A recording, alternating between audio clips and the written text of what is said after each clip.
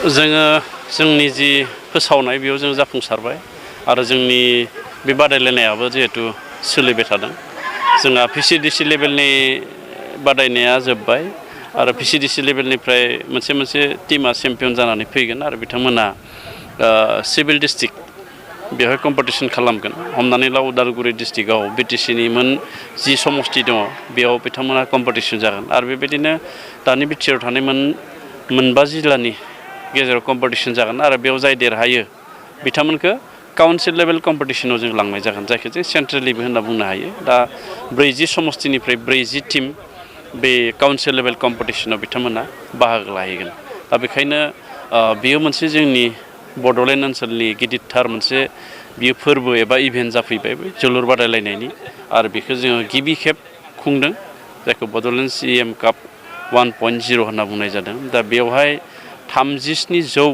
जोंनि टीमा बेवहाय रेजिस्टार जादोंमोन आरो बेयाव गोबां गेलेगिरि रेजिस्टार जादों आरो बिथांमोननि सुबिदानि थाखाय जों जायफ्रा बे टुर्नामेन्टआव एन्ट्रि खालामदों रेजिस्ट्रेसन खालामदों गावखौ सासे गेलेगिरि हिसाबै बबेबा पिसिडिसिआव बबेबा क्लाबनि दा बिथांमोननो साफ्रोमनोबो पार्टिसिपेटारि सार्टिफिकेट जोंनिफ्राय होनाय जागोन आरो गासैनोबो बेहाय सार्टिफिकेट थागोन चेम्पियननिफ्राय लानानै गासैहाबो आरो जोङो पिसिडिसि लेभेलनिफ्राय जोंनि गेलेगिरि बिथांमोननो चेम्पियन जानाय आरो रानार्स आप जानाय बिथांमोननोबो जोङो दा रां बान्था जोङो लाखिनाय जादों गतिके जोङो नैबे टुर्नामेन्टनि गेजेरजों जोङो मिजिं थिदों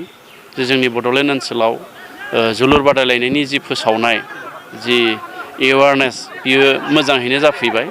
आरो जायखौ भारतनि गाहाय मन्थ्रि बिथाङाबो गावनि मन कि बातआव बेखिनि बाथ्राखौ बुंनायाव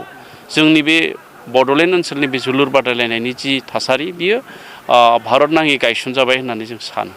आइजोफोराबो दिनै जोलुर बादायलायनाय ओंखारबाय दा गेलेगिरि हिसाबै ओंखारबाय दा दिनै नोंथांमोना हौवाफोरनिसो बेयाव बादायहैनाय आइजोफोरनि थाखाय माबाफोर सिन्था खालामनाय जादों आइजोफोरनि थाखायबो दङ जोंहा नैबेथ' बड'लेण्ड CM काप 1.0 बेवहाय जों हौवाफोरनि थाखाय देग्लायनिफ्राय आरम्भ खालामदों नाथाय जोङो बोसोरथाम सिगांनिफ्राय बड'लेण्ड स्पर्ट्स मिट जोङो खुंदों बड'लेण्ड स्पर्ट्स मिट 1 बड'लेण्ड स्पर्ट्स मिट 2 आरो देग्लाय बड'लेण्ड स्पर्ट्स मिट 3 जानानै थांबाय आरो एबाराव 25-26 जों बड'लेण्ड स्पर्ट्स मिट 4 बेखौ जों खुंगोन आरो बेवहाय हौवाफोरबो दङ हिन्जावफोरबो दङ आरो बेयाव गासै इभेन्टखौनो जोङो लाफानानै बेखौबो जोङो बड'लेण्डनि मोनसे गेदेरथार जोङो स्पर्ट्सनि गेलेनायनि मोनसे फोरबो हिसाबै जों खुंबोबाय थादों दा बेखायनो नैबे बड'लेण्ड CM कापआ स्पेसियेलि हौवाफोरनि नाथाय बड'लेण्ड स्पर्ट्स मिटआव जोङो